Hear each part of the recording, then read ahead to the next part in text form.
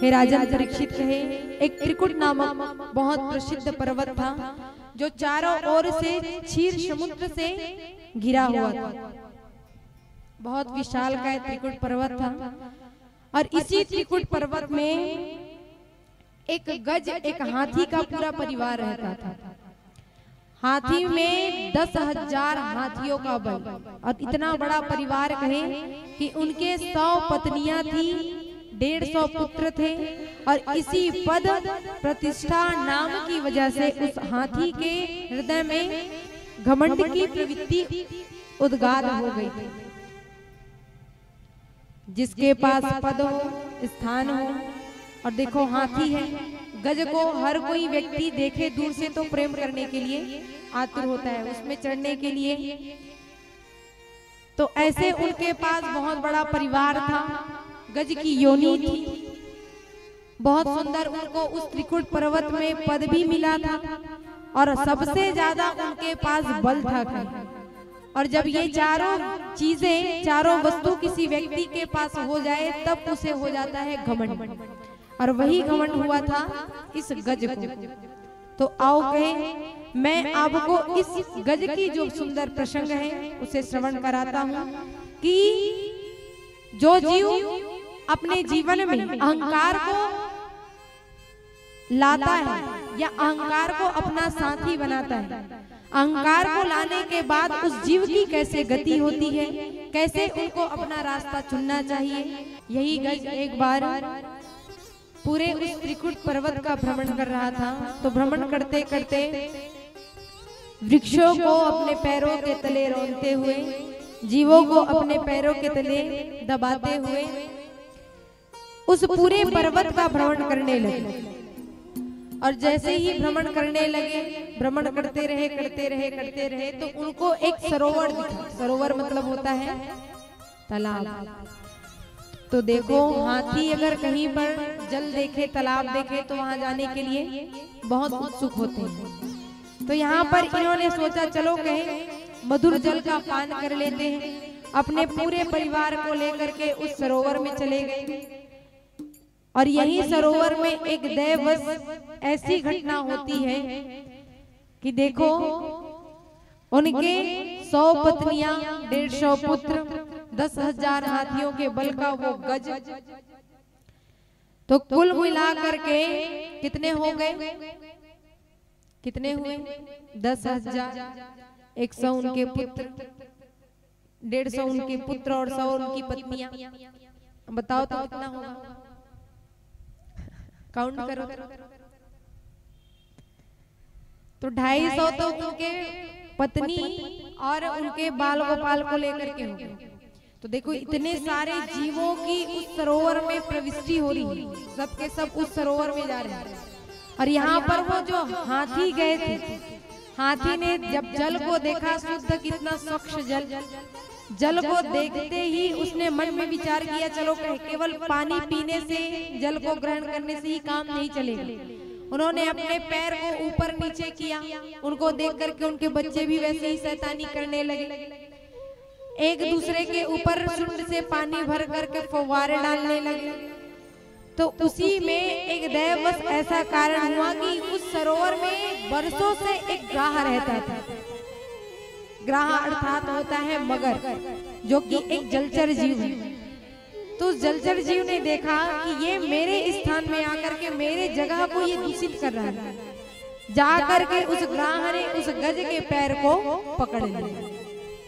आपके घर कोई मेहमान आए और मेहमान आकर के आपके घर को गंदा करे तो अच्छा लगेगा क्या? किसी को अच्छा लगता है क्या? नहीं लगता, जाहिर सी बात है। तो वहां पर उस जलचर जीव ग्राह ने सोचा, मेरे घर में आकर के, मेरे सरोवर में आकर के तुम ऐसा उत्पात कर रहे हो। तो जाकर के उसने उसके पैर को जकड़ लिया, पैर को कस के पकड़ लिया। अब जब इस हाथी को पता चला कि उसके पैर को किसी जीव ने पकड़ा है, तो नीचे पैर आंख करके देखे पैरों को। जैसे ही देखा तो उसके पैर को एक मगर ने पकड़ा है, एक ग्राह ने पकड़ लिया है। तो यहाँ पर सुखदेव जी वर्णन करते हैं, राजन देखो कहे, उस ग्राह से छुटकारा पाने के लिए, उस ग्राह से बचने के लिए उस गज ने, उस हाथी ने अपने पूरे बाल गोपाल को, अपनी पत्नियों को आवाज लगाई कि आओ देवी कहे मुझे बचाओ, इस ग्राह ने मेरे पैरों को जकड़ लिया है, उसको कस के पकड़ लिया है, अर्थात आकर के आप सभी मेरी रक्षा करोगे। उनकी पूरी पत्नियां आई और सूंड के ऊपर सूंड फंसा करके सबने गज को बाहर निकालने की कोशिश की, लेकिन एक हाथी में 10,000 हाथियों का बल। और यहाँ कितने हैं उनके परिवार, पूरी पत्नियां मिला करके केवल 250। तो 250 और 10,000 में जमीन और आसमान का फर्क है। उसको खींच कर निकाल पाएंगे क्या? नहीं। एक छोटे से पत्थर को आपको दे दिया जाए, आप उठा लो, उठा सकते हो। और विशाल काय अगर पत्थर को आपको दे दिया जाए, आप उठा सकते हो क्या? किसी में सार्थकता नहीं। उनकी पत्नियों ने, उनके बच्चों ने अथक प्रयास किए खींचने का कि अभी निकल जाएंगे, तभी निकल जाएंगे, लेकिन वो जो ग्राह है उसको कभी अंदर करता, कभी बाहर खींच लेते, कभी अंदर बाहर, अंदर बाहर। तो ऐसे खींचातानी करते करते करते करते पूरे 10,000 वर्ष बीत गए। श्रीमद् भागवत जी में सुखदेव जी राजा परीक्षित से कहते हैं, राजा ऐसे ही माया से जीव को निकालने के लिए सबने प्रयास किया, कई रास्ते आए, लेकिन कहीं से भी वो गज उस ग्राह के मुख से बाहर नहीं निकल पाया। इतने समय तक प्रयास करते रहे, थक गए उनके परिवार। उनकी पत्नियों ने कहा, नाथ अब हमसे नहीं हो सकता, अब हम आपको यही सरोवर में छोड़ करके जा रहे हैं। बच्चों ने भी हाथ खड़े कर दिए कि पिताजी अब हमसे भी ये नहीं हो पाएगा। उनके जितनी भी पत्नियां थी, जितने भी पुत्र थे, जितने भी संतान थे, उस गज को, उस हाथी को उसी भरे सरोवर में छोड़ करके, ग्राह के मुंह में छोड़ करके वहां से चले गए। गज अब मन में विचार करने लगा कि देखो कहे, मैंने इन लोगों को सुख संपत्ति समृद्धि प्रदान करने के लिए अपने पूरे जीवन का व्यय निकाल दिया, अपना पूरा शरीर निकाल दिया, अपना पूरा धन खर्च कर दिया ताकि मेरे जरिए इन लोगों का नाम बन जाए। लेकिन आज जब मुझ पर ये पीड़ा आई है तो ये सब मुझे छोड़ करके भाग रहे हैं। यही इस पृथ्वी का ही यहाँ ये जो जीव फंसा हुआ है ना, गज और इसमें कोई ज्यादा अंतर नहीं है। क्यों?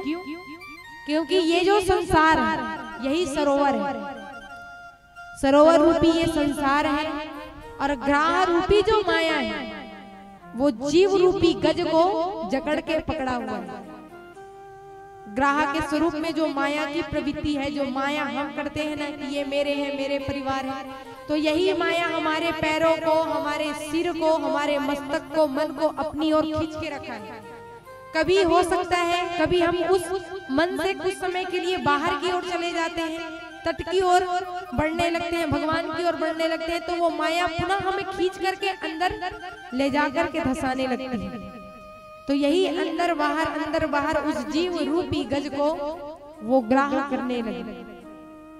जोर जोर से रोने लगा हाथी कि देखो कहे, जिस परिवार के लिए मैंने इतना कुछ किया, आज मुझे इस दर्दनाक स्थिति में छोड़ करके, मुझे इस पीड़ा में छोड़ करके भाग गए।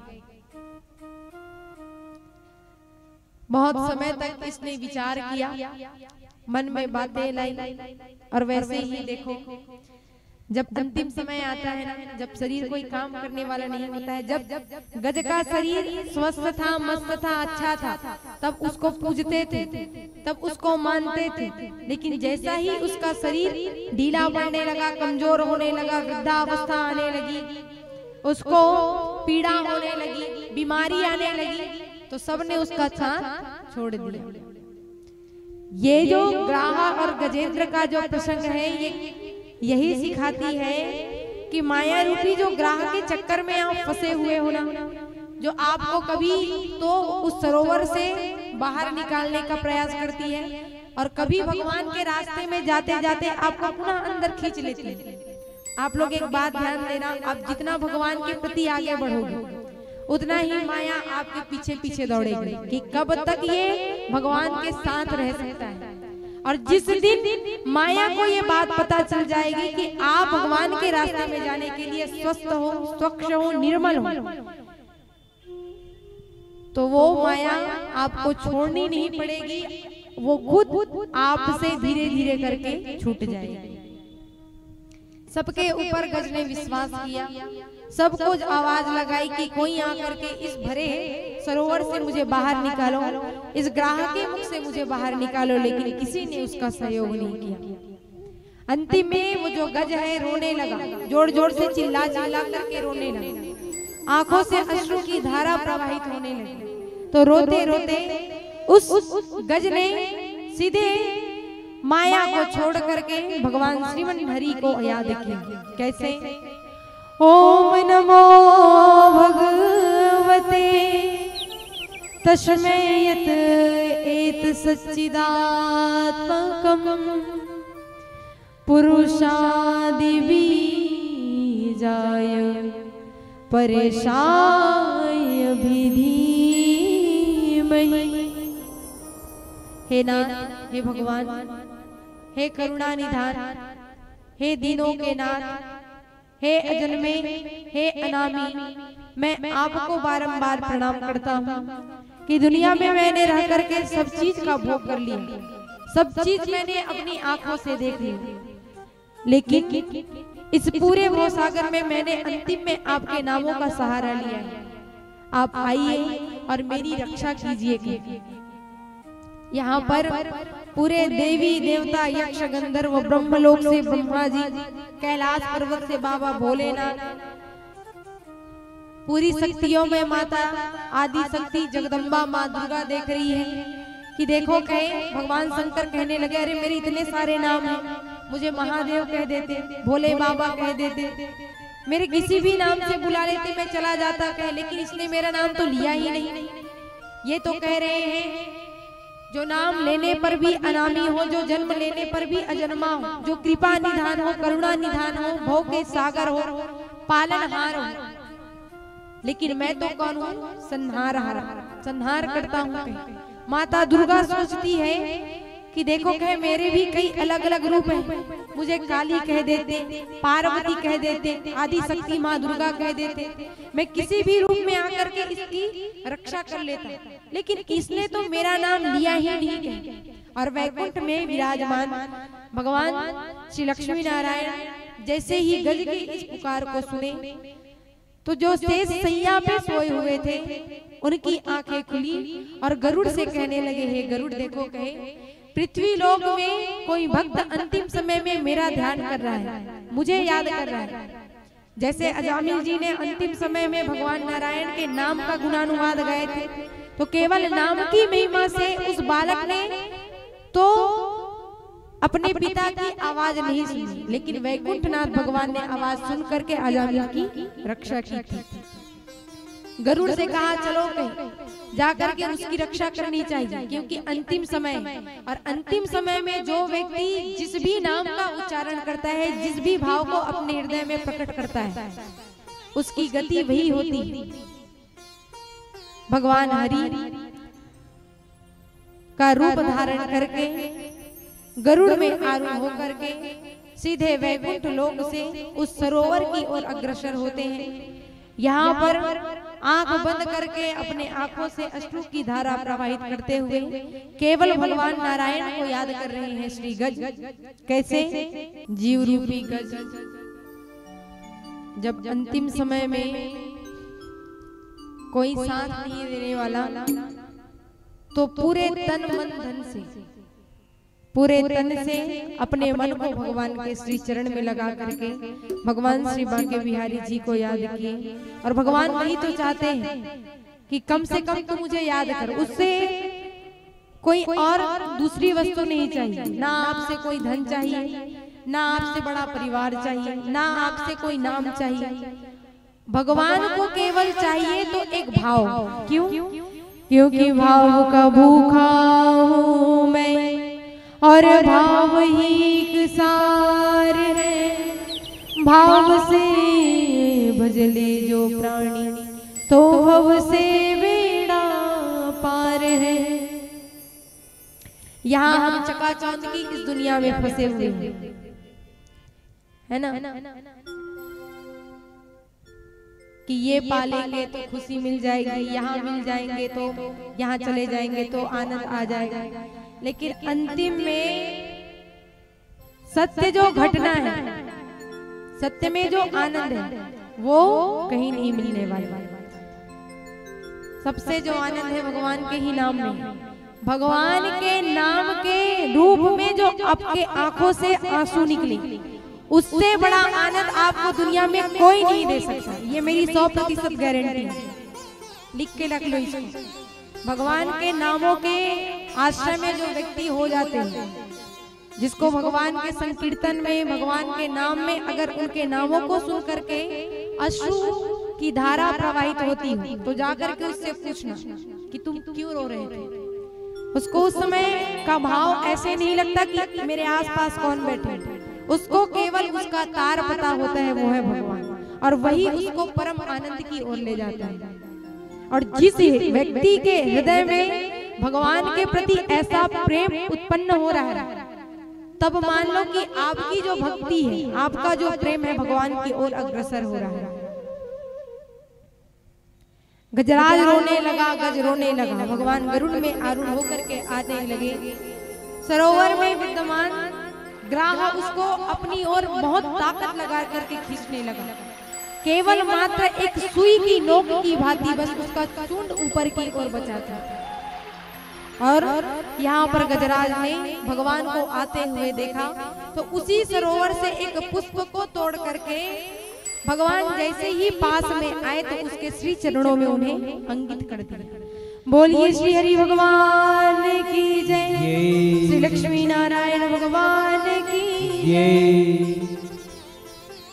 ऐसे भगवान हरि के रूप में आए, सुंड मात्र को गज का पकड़े, और उस सुंड को जैसे ही पकड़े तो गज के पैर को जिस ग्राह ने पकड़े थे, भगवान ने जैसे ही गज को खींचा तो उसके साथ साथ ग्राह भी उस सरोवर से बाहर आ गया। और जैसे ही बाहर आए तो वे राजन परीक्षित कहे, भगवान ने अपने सुदर्शन चक्र निकाले और सुदर्शन चक्र के द्वारा उस ग्राह का वध कर दिया।